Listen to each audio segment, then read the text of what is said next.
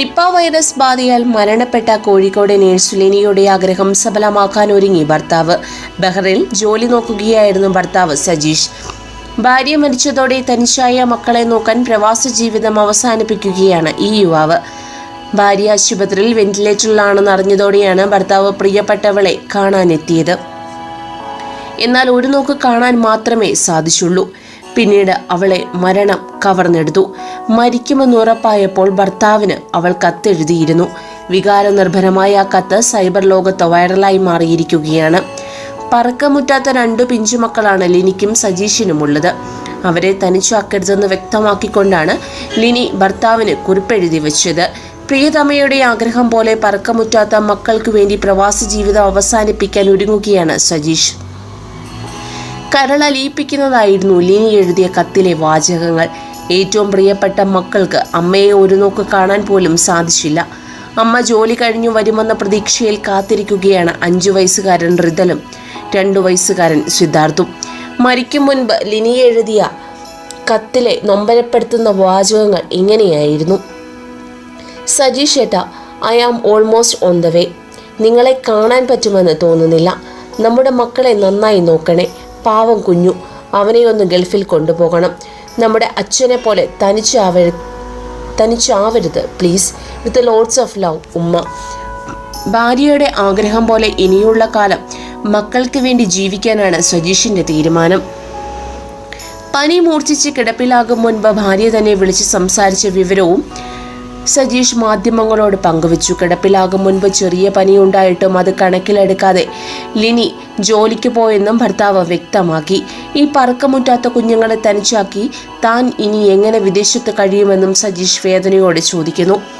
സ്വയം ജീവൻ ബലിയർപ്പിച്ച് രോഗികളെ ശുശ്രൂഷിച്ച ലിനിയുടെ കുടുംബത്തിലെ അത്താണിയാണ് മരണത്തോടെ ഇല്ലാതായത്. അമ്മയും അയൽവാസിയും ഇപ്പോഴും രോഗബാധയേറ്റ് ആശുപത്രിയിലാണ്. താലൂക്ക് ആശുപത്രിയിൽ ദിവസവേതന അടിസ്ഥാനത്തിലാണ് ഇവർ ജോലി ചെയ്തിരുന്നത്. അതിനാൽ ചട്ടപ്രകാരം ആശ്രിത നിയമത്തിന് വകുപ്പുകളില്ല. അതിനാൽ സ്പെഷ്യൽ ഉത്തരവ് പ്രകാരം ലിനിയുടെ കുടുംബാംഗത്തിന് ജോലി നൽകണമെന്ന ആവശ്യമാണ് സർക്കാരിന് മുന്നിൽ ഉയരുന്നത്.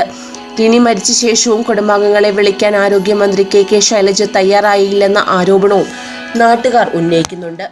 ലിനിയുടെ ഭർത്താവിന് ജോലി നൽകണം എന്ന അധികൃതരോട് നാട്ടുകാർ ആവശ്യപ്പെടുന്നു. എന്നാൽ ഇതിലൊന്നും പ്രതികരിക്കാൻ സർക്കാർ തയ്യാറായില്ലെന്നുമാണ് നാട്ടുകാർ ആരോപിക്കുന്നത്. പേരാമ്പ്ര താലൂക്ക് ആശുപത്രിയിൽ ജോലി ചെയ്തിരുന്ന കോഴിക്കോട് ചെമ്പനോട് സ്വദേശിനിയായിരുന്നു ലിനി. ചങ്ങരോത്ത് സൂപ്പിക്കടയിൽ ആദ്യം രോഗം ബാധിച്ചു മരിച്ച യുവാവിനെ ആശുപത്രിയിൽ ശുശ്രൂഷിച്ചതിന് പിന്നാലെയാണ് ലിനിക്കും രോഗം പിടിപെട്ടത്. പനി ബാധിച്ച ലിനിക്ക് 17-ന് പേരാമ്പ്ര ഗവൺമെന്റ് ആശുപത്രിയിൽ ചികിത്സ നൽകി. 19-ന് കോഴിക്കോട്ടെ സ്വകാര്യ ആശുപത്രിയിലും തുടർന്ന് മെഡിക്കൽ കോളേജിനോടനുബന്ധിച്ച ചെസ്റ്റ് ഹോസ്പിറ്റലിലും പ്രവേശിപ്പിക്കുകയായിരുന്നു.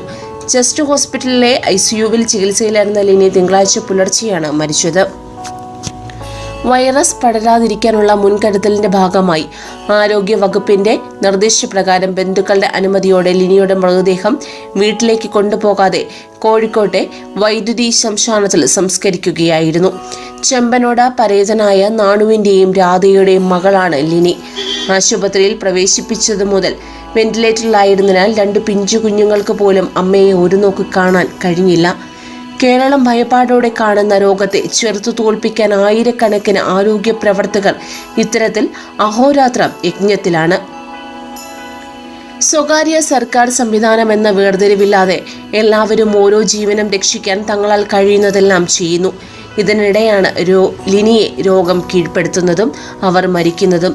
2 പിഞ്ചോമനകളുടെയും പ്രിയതമന്റെയും മുഖമോർത്ത് ലിനി അവസാനമായി കുറിച്ച വരികൾ എല്ലാവരുടെയും മനസ്സിൽ നീറ്റിലായി മാറുകയാണ്.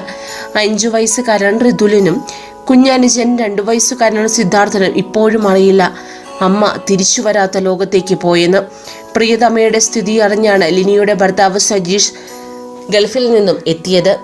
വിദേശത്തുള്ള അച്ഛൻ പെട്ടെന്ന് നാട്ടിലെത്തിയ സന്തോഷത്തിലാണ് ഇപ്പോൾ ഋതുലും സിദ്ധാർത്ഥും. അമ്മയെ കാണാതായപ്പോഴും അച്ഛൻ വന്ന സന്തോഷം. എന്നാൽ വീട്ടിൽ ഇപ്പോൾ ആളുകൾ കൂടുതലായി എത്തുന്നതോടെ അമ്മയ്ക്ക് എന്തോ അപകടം പിടഞ്ഞുവെന്ന ബോധ്യം ഇവർക്ക് വന്നിട്ടുണ്ട്. ലിനിയുടെ ജീവിത ലക്ഷ്യമായിരുന്നു ആതുര ശുശ്രൂഷ. അതിലാണ് തൻ്റെ കർമ്മമെന്ന് തിരിച്ചറിഞ്ഞ് ഇഷ്ടപ്പെട്ട ആ ജോലിയിലേക്ക് എത്തുകയായിരുന്നു ലിനി. വീട്ടിലെ പ്രാരാബ്ദങ്ങൾക്കിടയിലും ലോൺ എടുത്ത് ബംഗളൂരു പവൻ സ്കൂൾ ഓഫ് നഴ്സിൽ നിന്ന് BSc നഴ്സിംഗ് പഠിച്ചു. വൻതുക വായ്പയെടുത്താണ് ലിനി പഠിച്ചത്. പഠനശേഷം കോഴിക്കോട്ടെ വിവിധ ആശുപത്രികളിൽ ജോലി ചെയ്തു.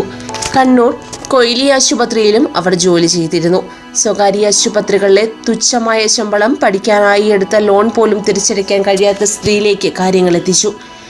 ലോൺ തിരിച്ചടവ് പോലും വിഷമമായി. അങ്ങനെയിരിക്കെയാണ് വടകര സ്വദേശിയായ സജീഷുമായുള്ള വിവാഹം നടന്നത്.